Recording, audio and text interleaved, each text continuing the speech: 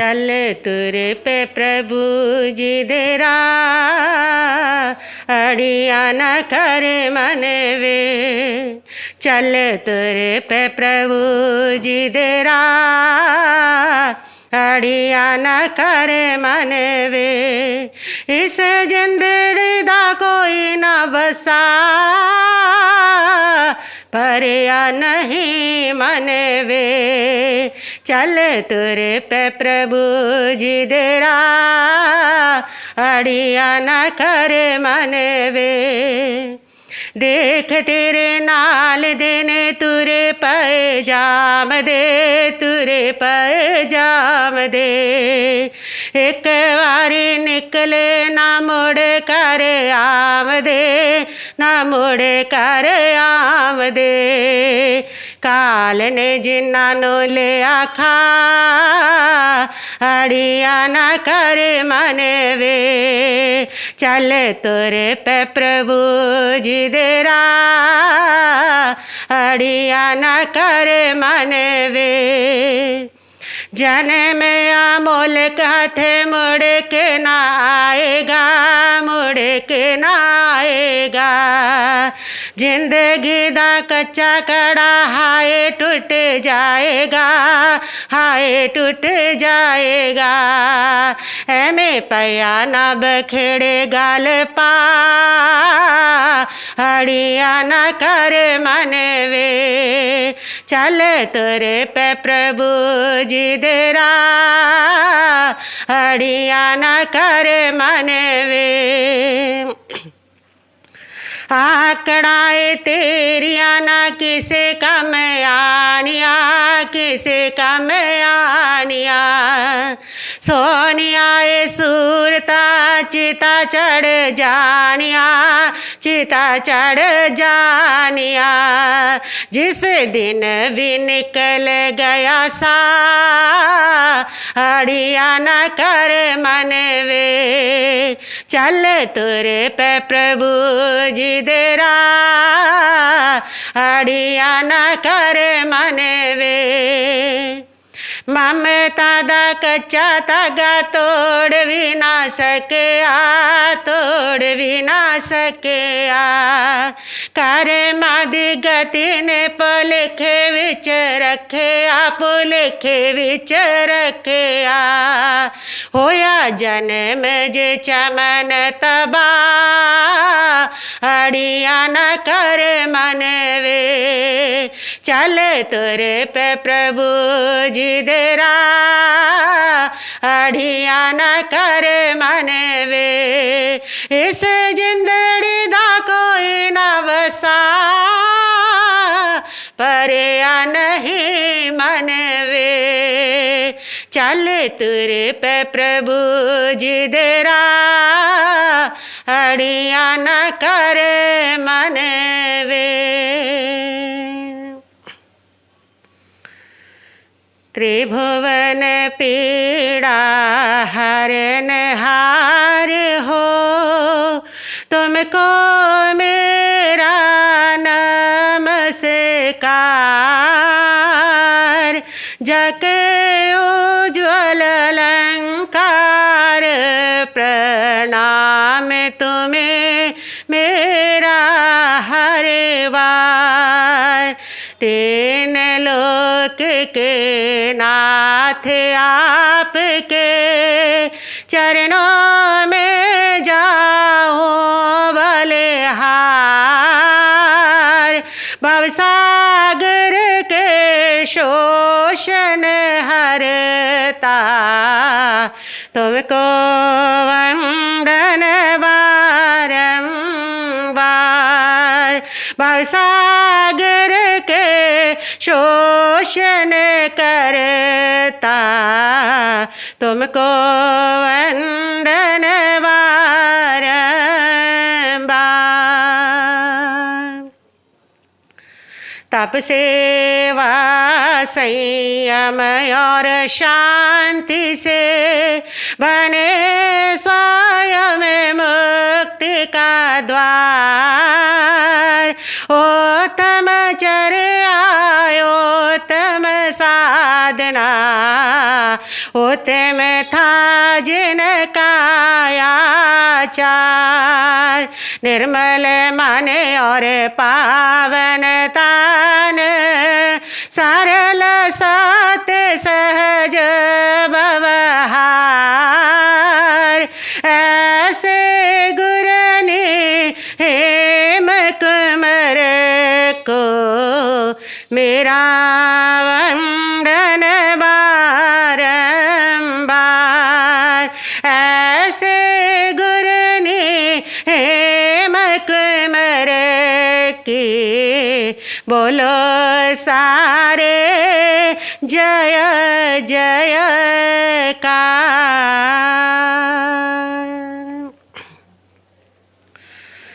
श्रवण संघीय महामंत्री पूज्य गुरुदेव श्री सौभाग्य मुनि जी महाराज साहब, युग पुरुष उपाध्याय भगवान श्री प्रमेद ऋषि जी महाराज साहब एवं माम जीवन निर्मात्री शमनी स्वामिनी सदगुरु वर्या डॉक्टर श्री रवि रश्मि जी महाराज साहब के पावन चरण कमलों में वंदना नमस्कार करने के पश्चात उपस्थित भव्य आत्माओं,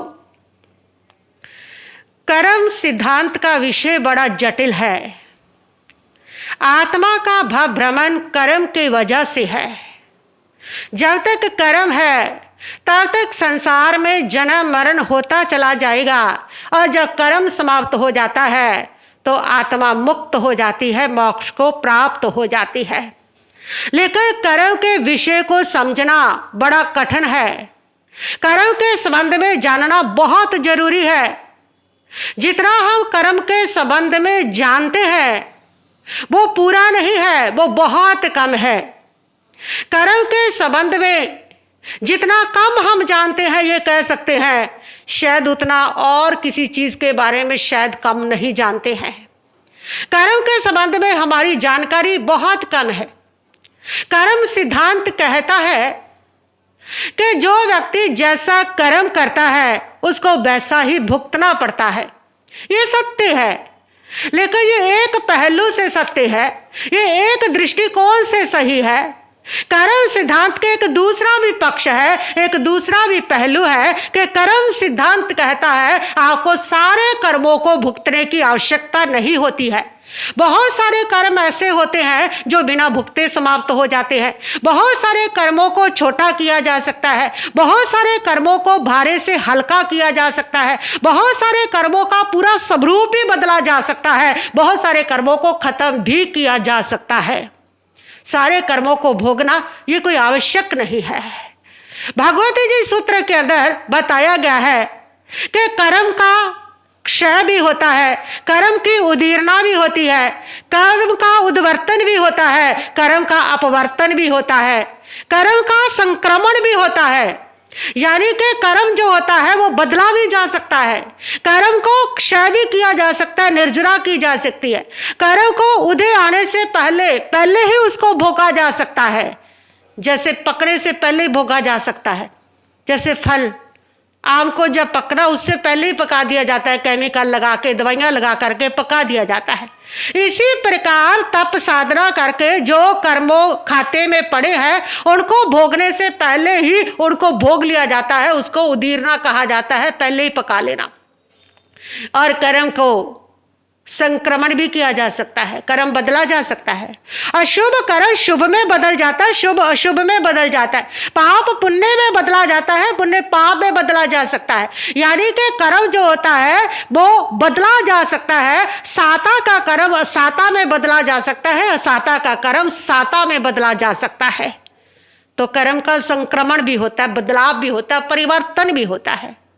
कर्म को छोटा भी किया जा सकता है और कर्म को बड़ा भी किया जा सकता है। ये व्यक्ति के पुरुषार्थ के ऊपर है। इन कर्मों को छोटा बड़ा कर सकते हैं, भुगतने कोई जरूरी नहीं होते हैं। सारे कर्म नहीं भुगते जाते, वो कुछ ही कर्म होते हैं जिनको भोगना पड़ता है। बहुत सारे कर्म तो ऐसे हैं जिनको समाप्त किया जा सकता है, जिनको बदला जा सकता है, जिनको छोटा किया जा सकता है। बहुत सारे कर्म इस प्रकार है, उसके लिए इंसान को अवश्य पुरुषार्थ करना चाहिए। हाथ पे हाथ धर करके नहीं बैठना चाहिए कि जो कर्मों में लिखा है वो भुगतना ही पड़ेगा, जो कर्मों में लिखा है वो भुगतना ही पड़ेगा। सारे कर्म भोगने आवश्यक नहीं है। बहुत सारे कर्मों को हम अपने पुरुषार्थ से समाप्त कर सकते हैं। कर्म शास्त्र में 2 शब्द आते हैं, कर्मों का छेदन करना, कर्मों का भेदन करना। कर्मों का छेदन यानी कि कर्म का टुकड़ा कर देना, काट देना। कर्मों का भेदन कर देना, विदारण करना उस कर्म का। तो कर्म का छेदन, जैसे मान लो छेदन का मतलब है कर्म की स्थिति को छोटा कर देना, उसका घात कर देना। भेदन का मतलब है कर्म के रस को कम कर देना।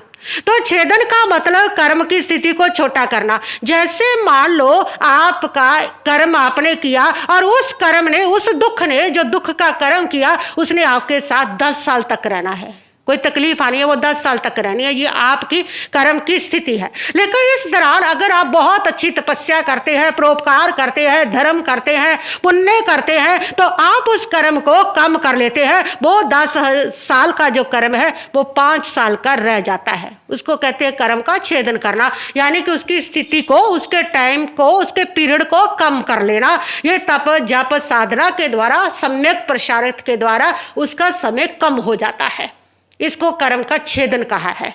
और जैसे मान लो किसी व्यक्ति की बुद्धि बहुत कमजोर है, उसको याद ही नहीं होता, वो बहुत प्रयास करता है याद हो जाए, लेकिन नहीं हो रहा, उसको याद ही नहीं हो रहा। तो ऐसी स्थिति में वो व्यक्ति कुछ ना कुछ उपाय करता है, कुछ प्रसारित करता है बार बार याद करने का, कुछ तप करता है, कुछ जप करता है, साधन प्रयोग करता है बहुत सारे, और उसको धीरे धीरे याद होने लग जाता है। इसको कहते हैं कर्म का भेदन करना, यानी कि उसकी रस को कम कर देना, उसकी तीव्रता को कम कर देना। जैसे वो बहुत तीव्र कर्म था कि याद ही नहीं हो रहा, इतना प्रगाढ़ कर्म था, लेकिन जब उसने तप किया तो उसकी तीव्रता कम होगी, वो थोड़ा मंद हो गया, उसको याद होने लग गया। तो ये इसका विदारण करना। जैसी बीमारी में, जैसे मान लो किसी व्यक्ति को किस्मत में बीमारी आ रही है और बहुत भयंकर दर्द होना है, उसको बहुत भयंकर दर्द होना है, और इस दौरान उस व्यक्ति ने तप जप साधना करके, सम्यक प्रसारित करके उस कर्म को खत्म कर लिया। अब वो दर्द आएगा तो सही, लेकिन वो कम आएगा, तकलीफ उसमें कम होएगी। तो इसको कहते हैं कर्म की तीव्रता को, उसके रस को, यानी कि जो तीव्र रूप में आ रहा है उसको हल्का कर देना, उसको मंद कर देना, वो कर्म का भेदन होता है। ये सारे तप जप, सम्यक प्रसारित, साध प्रसारित, सकारात्मक सोच, इन सारे साधनों के द्वारा ये सारे जो कर्म है वो कम भी हो जाते हैं, हल्के भी हो जाते हैं। इस प्रकार उनको कम भी किया जा सकता है। और आत्मा के साथ जो कर्म बंधते हैं उनकी तारतम्यता होती है, और कर्म जो है उसको छोटा और बड़ा भी किया जा सकता है। कहते हैं कि एक बार एक ज्योतिषी के पास 2 भाई गए, दोनों सगे भाई थे। उन्होंने जोशी से कहा कि जोशी जी हमारा भविष्य बताइए। जोशी ने कहा कि तुम्हारा क्या भविष्य है? उन्होंने बड़े भाई से कहा कि तुम्हें तो 1 ही साल में सूली की सजा मिल जाएगी।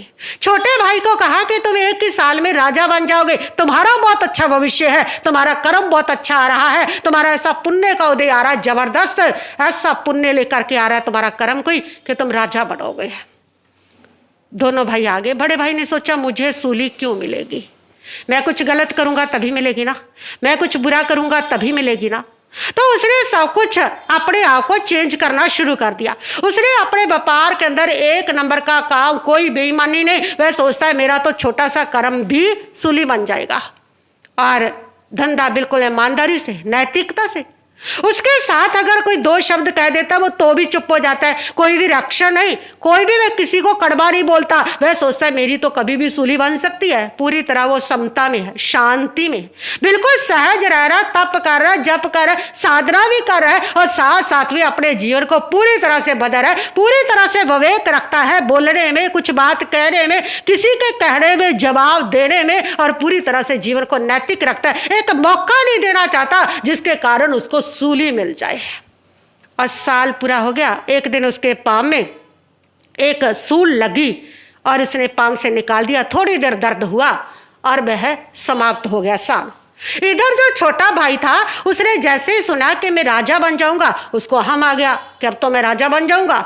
वो आया और आने के बाद उसने लोगों से पैसे लिए कि राजा बनूंगा, दे दूंगा तुमको, और पैसे ले करके उसने शराब पी और उसने उसके साथ सारे गलत काम किए। शराब में मंदोमत हो करके अहंकार में वह लोगों से लड़ने झगड़ने लगा कि देख लूंगा, जब राजा बनूंगा तुझे भी देख लूंगा, तुझे भी देख लूंगा। उससे झगड़ रहा है और सारे कुव्यसनों का सेवन कर रहा है।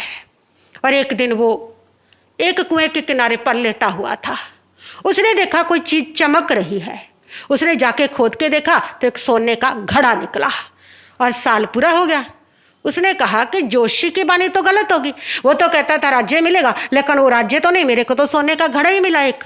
और उसने कहा सूल मिलेगा, उसको कोई सूल नहीं मिली, सूली नहीं मिली, उसके एक सूल जरूर पाँव में लगी है। दोनों फिर जोशी से मिले। उन्होंने कहा कि आपने ऐसा कहा था, लेकिन मेरे को तो सूली नहीं मिली, सूल लगी, और मेरे को राज्य के लिए कहा था, इतना बड़ा तो कुछ नहीं मिला, सोने का घड़ा जरूर मिला।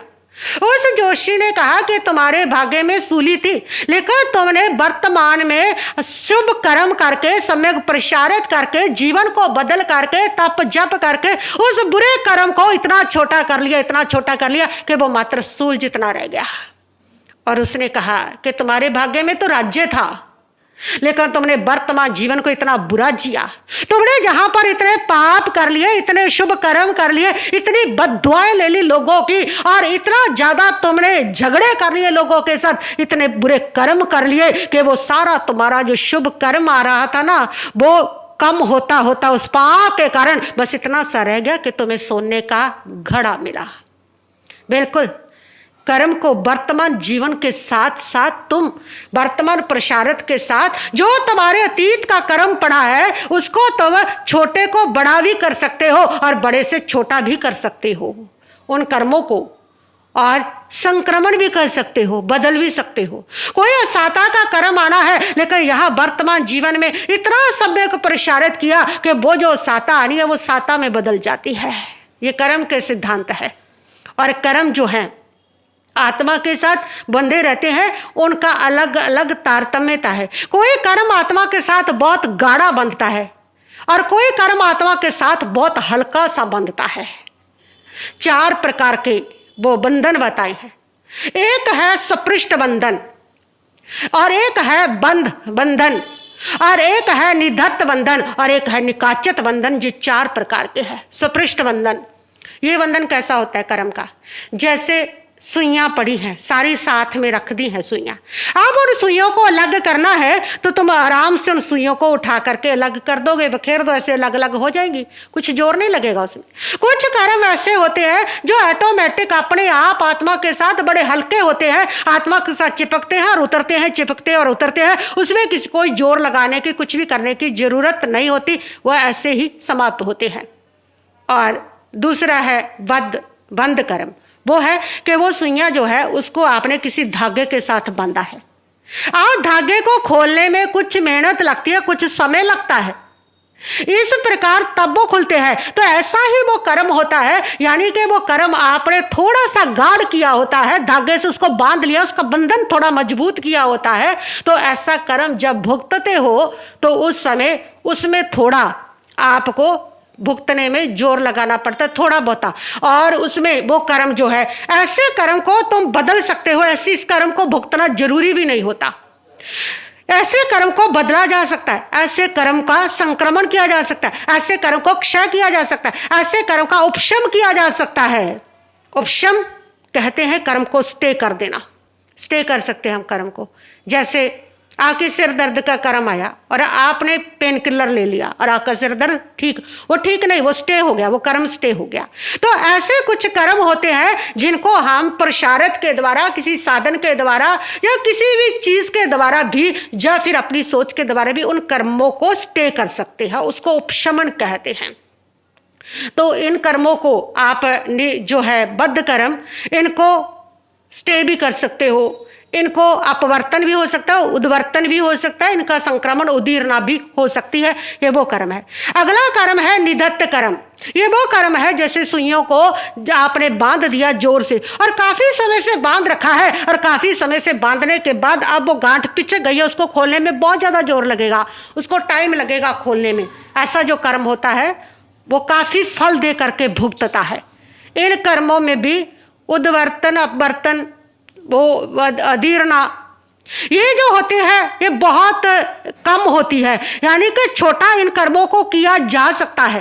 तो इस प्रकार ये कर्म होते हैं जो इस निधत्त कर्म को भी आप तोड़ सकते हो, इसको क्षय भी हो सकता है, इसकी उद्वर्तन अपवर्तन भी निधत्त कर्म का हो सकता है। लेकिन चौथा जो कर्म है वो है निकाचित कर्म।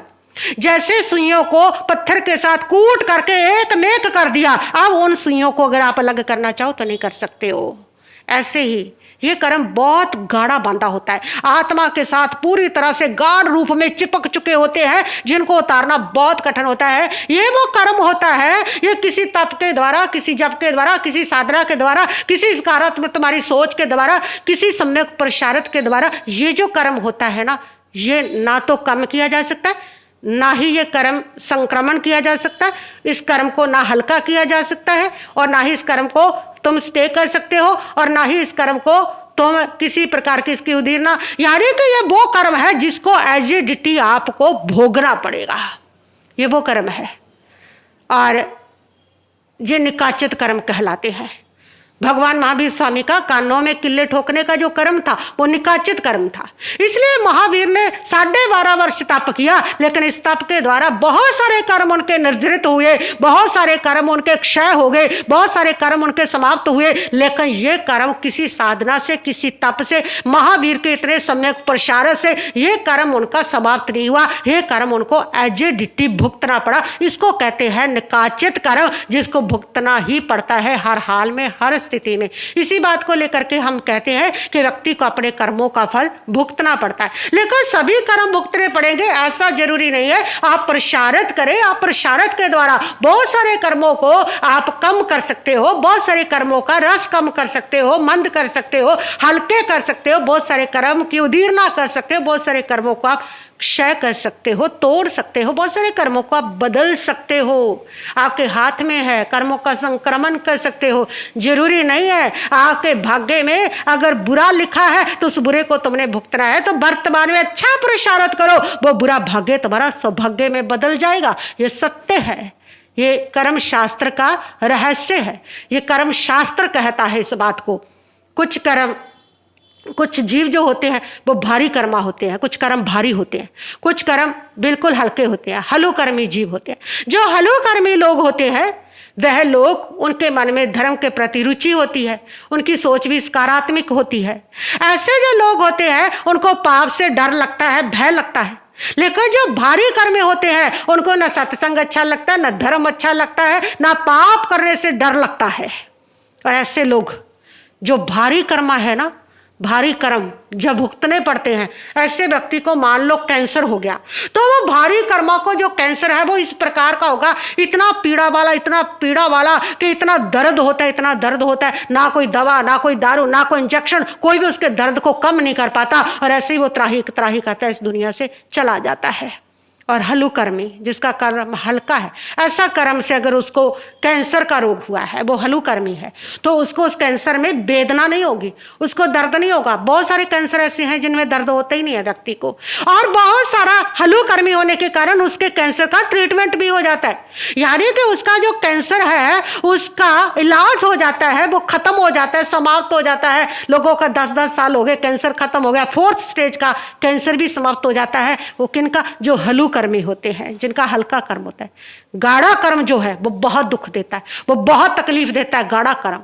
और गाढ़ा कर्म जो है, प्रगाढ़ कर्म जो है, जिस समय तुम किसी पाप को या किसी पुण्य को मान वचन काया से पूरे रस के साथ करते हो, जिसमें मन भी तल्लीन, वचन भी पूरी तरह लगा हुआ है, काया भी पूरी तरह लगा हुआ है, ऐसे उच्च भावों के साथ जब करते हो तो वो गाढ़ा कर्म बनता है।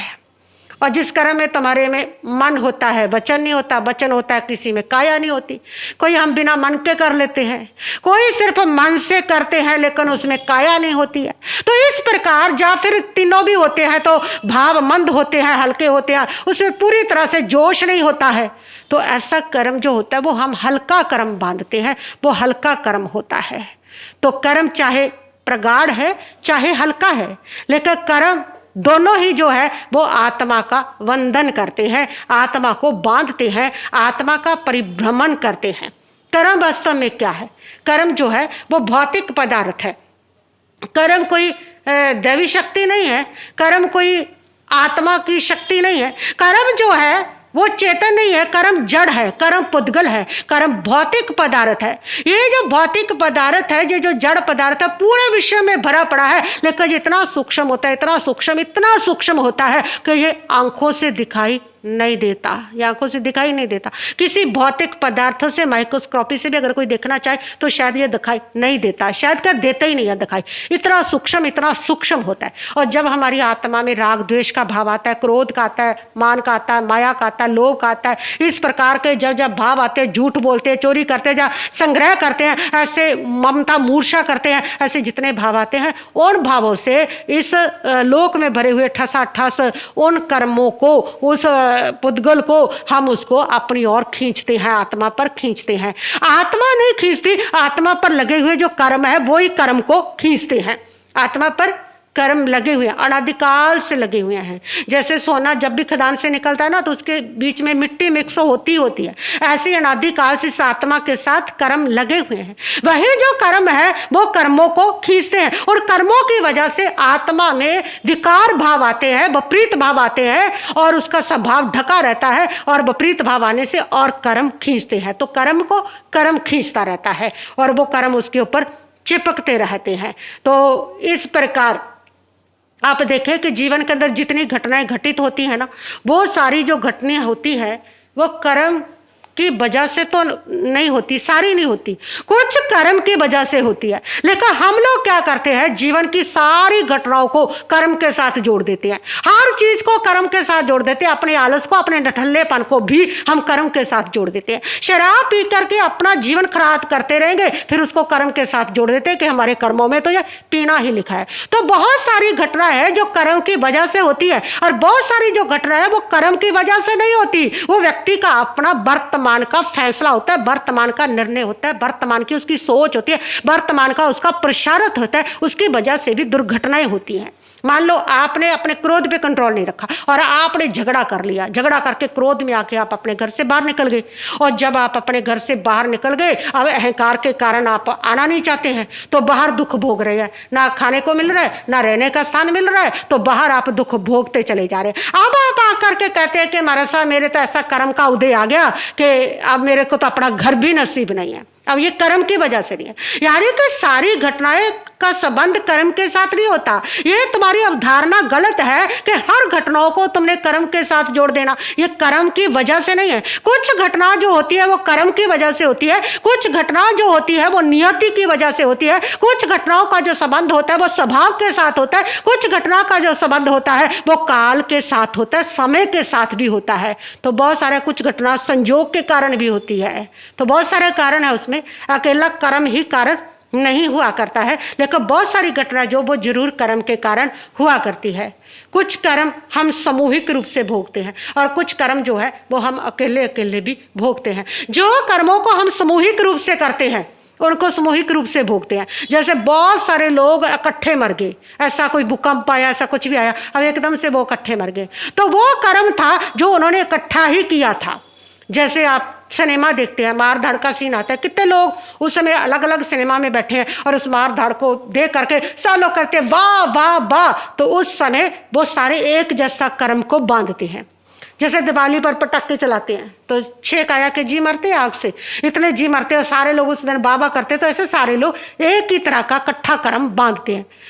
कहीं पर भी इस प्रकार के जो कर्म है, ऐसे कर्म हम इकट्ठे बांधते हैं और उनको फिर इकट्ठे ही क्या करते हैं, भुगत लिया करते हैं। तो इस प्रकार कुछ कर्म जो होते हैं वो हल्के और कुछ कर्म जो होते हैं वो प्रगाढ़ कर्म हुआ करते हैं। तो प्रगाढ़ कर्म को भी हम अपने पुरुषार्थ के द्वारा उसको हल्के कर सकते हैं, उसको तोड़ सकते हैं। सिर्फ एक नकाचित कर्म है जिसको नहीं तोड़ा जा सकता, और प्रभु कहते हैं वो तो बहुत कम है, आपकी आत्मा के खाते में निकाचित बहुत कम है। ज़्यादातर जो कर्म है ना वो निदत्त है, वो बद्धवद्ध है, वो स्पृष्ट है, वो दूसरी है जिनको आप आराम से तोड़ सकते हो, जिनको बदल सकते हो। इसलिए प्रसारित कीजिए, आत्मा में विवेक जगाइए और उन कर्मों को हाथ पे हाथ रख के मत बैठिए कि जो कर्मों में लिखा है वही होना है। नहीं, तुम उन कर्मों को बदल सकते हो, तुम उन कर्मों को तोड़ सकते हो, तुम उन कर्मों को खत्म कर सकते हो, तुम दुर्भाग्य को सौभाग्य में बदल सकते हो, तुम अपनी रोग को निरोगता में बदल सकते हो। बहुत सारे कर्म है जिनको बदल करके तुम अपने सौभाग्य को प्राप्त कर सकते हो।